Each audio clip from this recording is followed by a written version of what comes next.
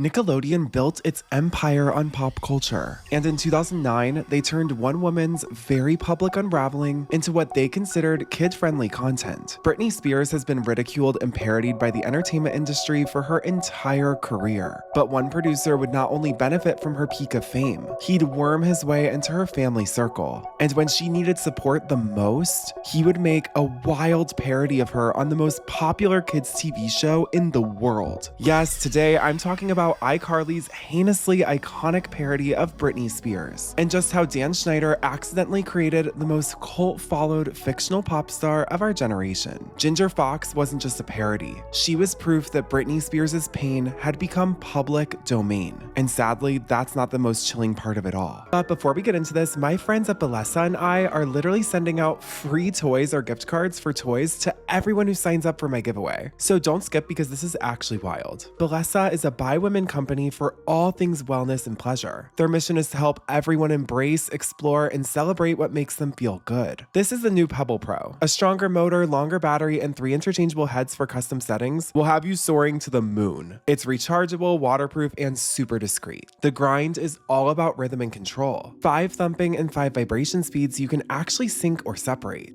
And finally, this is the Flutter Vibe. Super precise, and it mimics soft, butterfly-like movements for a supernatural feel, and honestly, it's the most discreet, so if someone's digging through your purse, I don't even know if they would know what this is. Thank you to Bellesa not only for sponsoring this video with such a good deal, I feel like it's really good access to these types of things that you've maybe never even thought to buy. So pause this video, don't worry, I'll wait. Go grab your free toy or gift card right now in the link in the description. Anyway, let's get back into the video. To start this deeply layered story, we first have to go back to the very beginning of Britney Spears' career, 1999. During the promotion of her album Baby One More Time, Britney would stop by season 5 of All That, where a young pre-Amanda show Amanda Bynes would introduce the Princess of Pop to the show's massive audience. But back then, she was mostly known for her ties with Disney Channel. This was the first known time that notorious Nickelodeon executive Dan Schneider would meet an 18-year-old Britney and her team. Now let's fast forward 3 years to 2002. To give you a sense of where Nickelodeon was at the time, the Amanda show was coming to an end and All That was gearing up for a complete cast revamp. Britney Spears was promoting her 3rd self-titled album and Dan Schneider was eyeing her younger sister as a possible candidate to star on Nickelodeon. Jamie Lynn Spears hadn't had any previous acting experience, but Britney was becoming a huge star on Nickelodeon's sister company MTV. She was widely credited for repopularizing music videos and bringing the network to this current day and age. Now, because MTV, VH1, and Nickelodeon are all sister companies of Viacom, MTV knew if they wanted to keep the phenomenon of Britney Spears going for the longest time possible,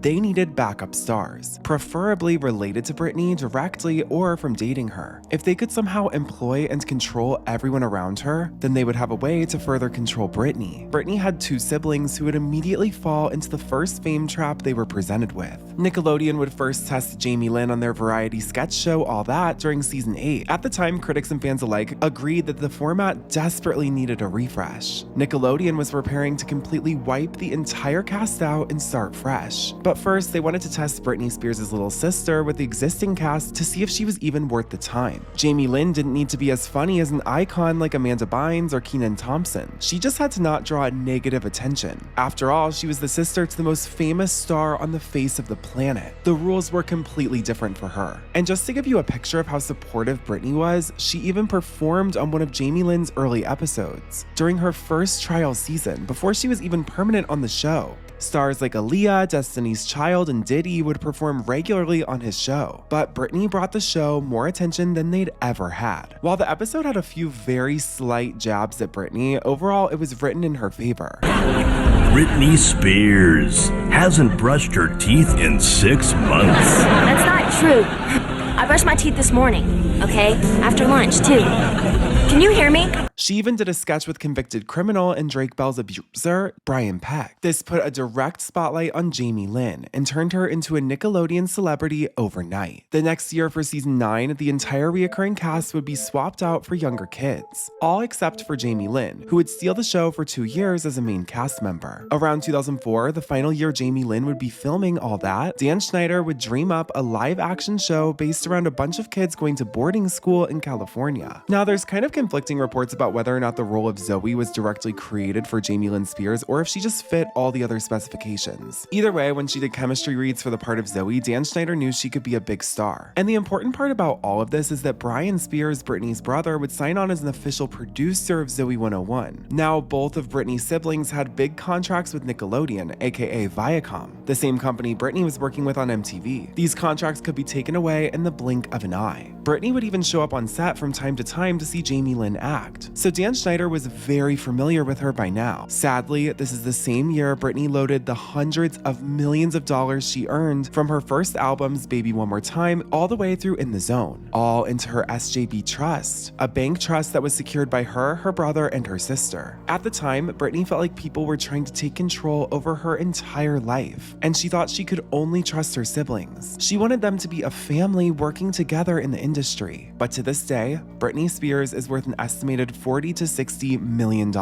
far less than the entire amount that was even in that trust. Something happens with that money, and Britney's family had betrayed her. Zoe 101 would head off to much success. Fast forward 3 years into the show, and Jamie Lynn Spears got pregnant. It was a massive scandal that would bring the show tumbling down. Anyway, 3 years after the scandal with Jamie Lynn's pregnancy, iCarly would debut this parody episode about her sister, Britney Spears. To really get down to how deep this parody goes, we have to first look at what it's based off of. Back in 2007, at the height of her infamy, Britney Spears would perform at MTV's Video Music Awards to her iconic song, Gimme More. Britney had just shaved her head and gone through a custody battle and vicious divorce, but she would bring an instantly recognizable European dance sound to the United States with the Bible of pop music, Blackout. Blackout would feature all of Britney's best songs that would be appreciated later in her career, but she had limited performances of all of them. One of the only televised Blackout performances of Britney Spears is Gimme More at the VMAs. The original concept for the performance was an elaborate magic act, complete with smoke, mirrors, levitation, and multiplying. It would have been a live performance for the pop culture history books. Sadly, as Britney and her team prepared, everyone in charge at Viacom became more and more worried. They didn't know if Britney was going to be able to pull off all of these elaborate stunts. This was supposed to be her comeback after Toxic. She hadn't released an album in 3 years, the longest gap between any classic Britney album. When the single Gimme More came out, it was her first project to somewhat underperform, and everyone around her had just dropped her. She was a headline machine. She needed people to say, wow, Britney is back. All that to say, the stakes were really high. The performance itself would be completely altered with new dancers days before it went live, but reports said Britney was disengaged with the Criss Angel version of the performance and not trying to learn any of the choreography. Now, I don't know if I believe that just because Britney is such a performer at heart, but when the performance aired, news outlets were brutal, including multiple Viacom properties. From Adult Swim to Mad TV to MTV News, everyone on Comedy Central, Britney was the punchline and Viacom was cannibalizing one of their biggest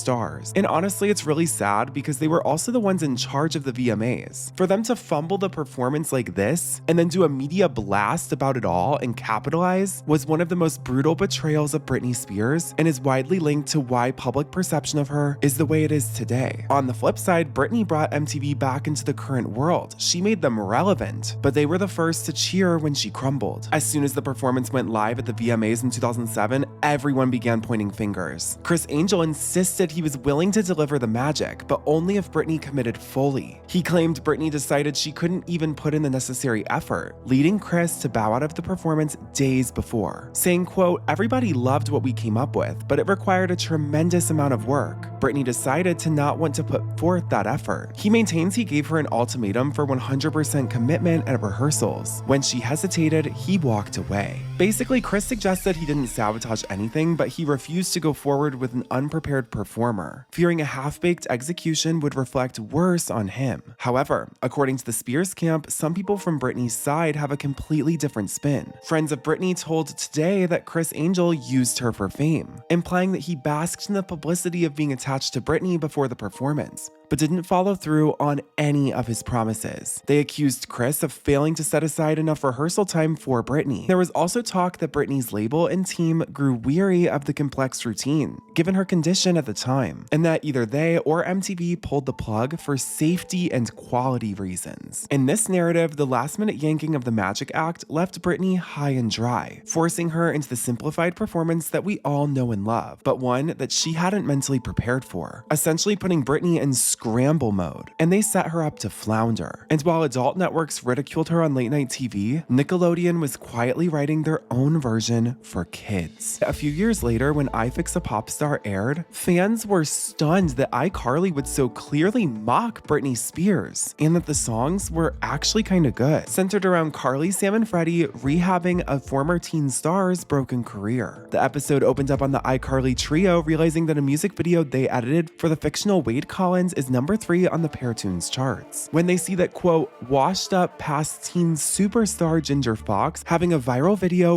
Yeah, wait, hang on. Oh, here it is. Ginger, what are you doing? Washing my hair. That's not even shampoo. That's blue cheese dressing. Get out of my bathroom. That chick's a disaster. Get me the director who did that video. Okay. You stay.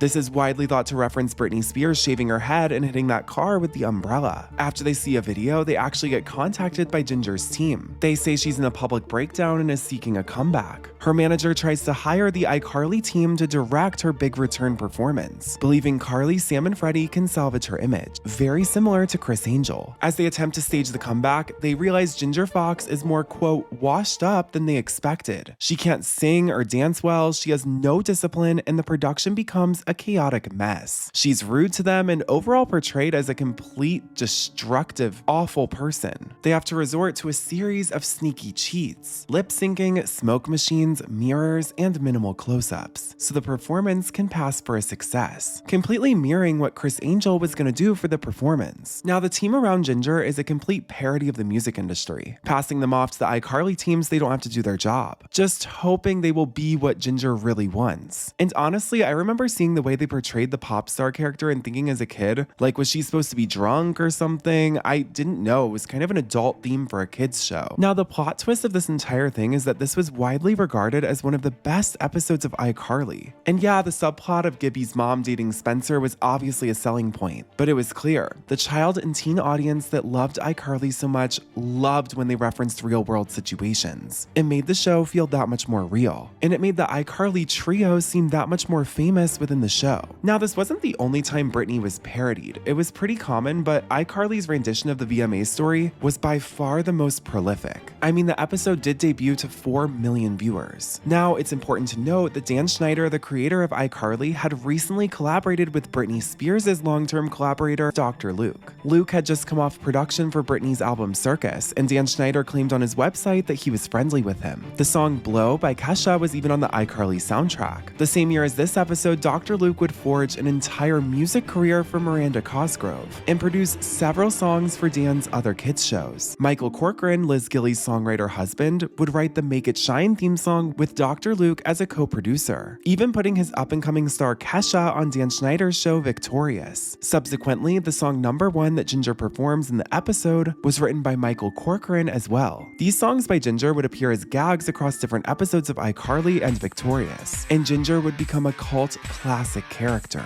The song Number One that Ginger was performing was amazing and sounded like it could have been a very on-the-nose scrapped Britney song. Is everybody watching?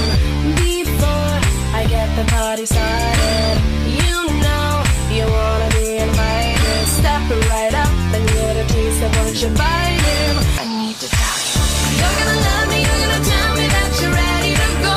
I'm already there, look up in the air, 'cause I'm the star of the show. I'm number one, baby, always number one, baby. Don't forget what you heard, this is my world. My world revolves around me. Like, I swear if you search YouTube right now for unreleased Britney, there are some amazing songs, but to be honest, this might be one of the better ones. Now, like I said in this episode, every unsubstantiated rumor was taken to the extreme, including Britney's quote, erratic behavior. They basically try to make her look like a dirty, disgusting mess the entire time, even taking it as far as to make fun of Britney's baby. Ginger Fox right now! Has anybody seen my baby? His name is Brian! It's Billy. His name is Billy! Oh, Ginger. Now, I don't blame the iCarly actors. To be honest, they were kids doing the job their parents told them to do. But for Dan Schneider and the Nickelodeon network to make fun of this, the irony is way too strong. They're the reason all the Nickelodeon stars are crashing out. I mean, have you checked on your favorite Nickelodeon stars recently? Amanda Bynes is completely unrecognizable. Drake Bell is in constant drama over his court case. Hell, Jamie Lynn had to leave Zoe 1 years prior because she became a mother. Up until this episode of iCarly, it seems like child actors' downfalls were somewhat sacred on Nickelodeon. They didn't acknowledge them because they caused them, but these scandals fueled every other network and magazine's revenue. But Nickelodeon was a kids' network. It surely wouldn't be appropriate to reference, especially considering the subject matter's sister, Jamie Lynn Spears, had just left the network after a huge scandal. It felt like Nickelodeon was playing chicken with its audience and seeing just how far they could take a kids' show. This was Dan Schneider's entire MO. And to have no decency towards the Spears family after what they went through with Nickelodeon specifically, and how supportive they were of the network and Dan, it was completely heartless and ruthless, especially when they themselves contributed to the downfalls of various child stars. It was clear Nickelodeon would be overjoyed to have a star like Britney come off their network and crash out. It puts a huge spotlight on them and defers blame to the individual actors and actresses themselves. But no more. We actually need to look at these patterns. Like, why does every talented child that joins Nickelodeon, Disney, or the music industry go completely off the rails? Why do they all face the same multitude of problems? Why has no network tried to patch up this vicious media cycle of growing up in the public eye? I think it's because the various news organizations they're all also invested in wouldn't even exist if it weren't for these stars' mishaps. Instead of looking at a star like Britney and seeing her struggling with her impossible schedule, toxic relationships, like,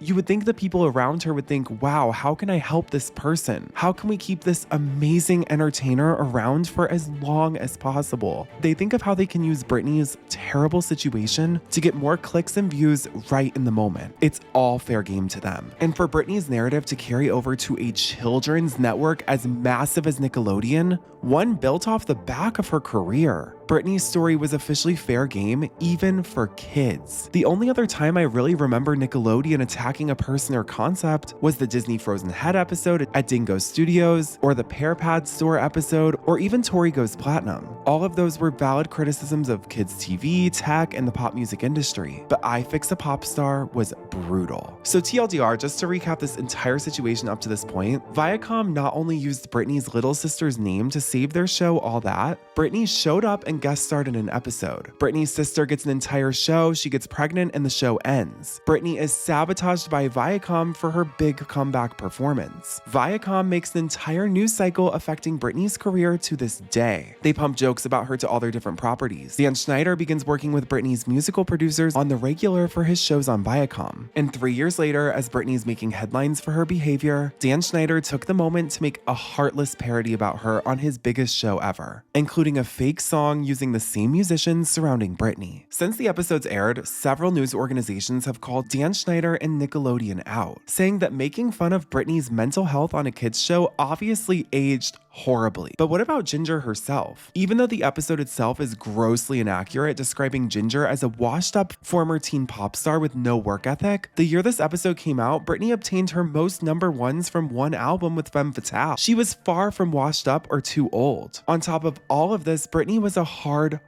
worker. I know this episode is supposed to take place before the conservatorship, but Britney has never had an era where she isn't absolutely working herself to the bone. Amid the 2007 VMA performance, Britney was was preparing for her M&M's tour, rehearsing for the never-filmed Hot as Ice video, and being hunted down by the paparazzi every day. To say she had no interest in working was completely false. Maybe Britney didn't want to devote her entire life to work anymore, but to be honest, the world wouldn't know the difference whether she was or wasn't because she was still releasing music and music videos. So yeah, this episode was a gross depiction of Britney Spears. And you know what the saddest part of the entire thing is? It was a well-written episode at times. Obviously, minus the major jabs at Britney, the concept of a YouTuber trio having to save a pop princess amid her blackout era. I mean, I can't lie, even as a kid, it was by far my favorite episode of iCarly. For a song like that to hit kids' TV, I was all over it. I remember being 9 years old searching for her song Love Me, Hate Me that was briefly shown on Freddie's iMac for like 5 seconds and finding a looping video of it and listening to it for hours.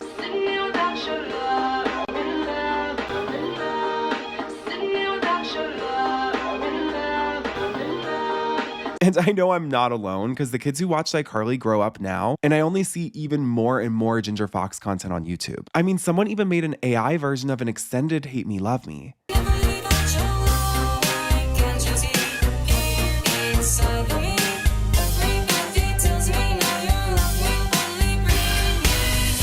And then someone else re-recorded it and Britney AI'd it. Hold me, hurt me, your love keeps me breathing. I can't stop this feeling, 'cause baby, I'm in love, in love. Never live without your love. Why can't you see here inside of me? Everybody tells me now your love will only bring me down. It's hard to not love the character of Ginger. She was literally based on Britney Spears. I think because they were attacking her the entire episode, just like the media loves to attack Britney, it triggered something in me when I was really young. Like, my introduction to Britney Spears as a person was my grandma talking to my mom about her head shaving while I was in my booster seat. Like, all I ever knew was a post-2007 Britney, and I loved her. So when this episode came out in 2010, I was a little 9-year-old Ginger Fox stan. I mean, I've been using Ginger's song #1 in my videos since I even started Deep Dive with Shelby. But as I got older and Britney spoke more and more about her situation, I realized how detrimental this episode really would be to someone. It wasn't just another South Park parody. This was an expert writing of Dan Schneider and the iCarly team going in on Blackout Britney. And you might remember this episode as one of the first things I called out on my channel Deep Dive. Here's my main issue with the episode. I truly believe in my heart of hearts that it deserves the I lost my mind treatment. For those of you who don't know, Nickelodeon has banned one episode of iCarly from streaming services. In the banned episode I Lost My Mind, Sam checks herself into a mental hospital after thinking she has feelings for Freddie. The entire episode entails the iCarly gang trying to break her out, and they meet a bunch of patients, including Jim Parsons. I feel like Nickelodeon should have been more hesitant to actually pull this episode as it has a huge guest star, but they still pulled it. And it's just a complete double standard for not just how women's mental health is treated, but rich pop stars' mental health. The entire celebrity news industry often is just explained away as, oh, well, we can say whatever we want about them because they're gonna dry their tears with their millions of $100 bills. It's obviously amplified by celebrities alluding to it constantly in music, movies, TV, even in their interviews. But Britney was different. She had such a positive outlook on this world and art. And I just have to wonder if while she was filming Crossroads, preparing for the Toxic video, and being asked to support Jamie Lynn's career on Nickelodeon, if she knew that only 8 years later, she would have an episode made about her. More ruthless than anything anyone said on SNL. A roast or Mad TV. I actually wonder if Britney would have still done it. Ginger wasn't just a character. She was Viacom's deepest, darkest confession. A network laughing at the pain it helped create. And maybe that's why the scene at the dumpster still feels so familiar, because none of us stopped to ask, like, why are we laughing at this? The world really didn't see Britney as a human being. And the fact that it trickled all the way down to kids' TV, to something parents would be okay with their kids watching, it was a very critical look at how the general public views celebrities. Definitely some food for thought. I checked in on Betsy Rue, the actress who actually plays Ginger Fox, and she's super normal with a family now. I have to wonder if all the Britney stuff, whenever it was going down in 2021, like, she must have been sweating.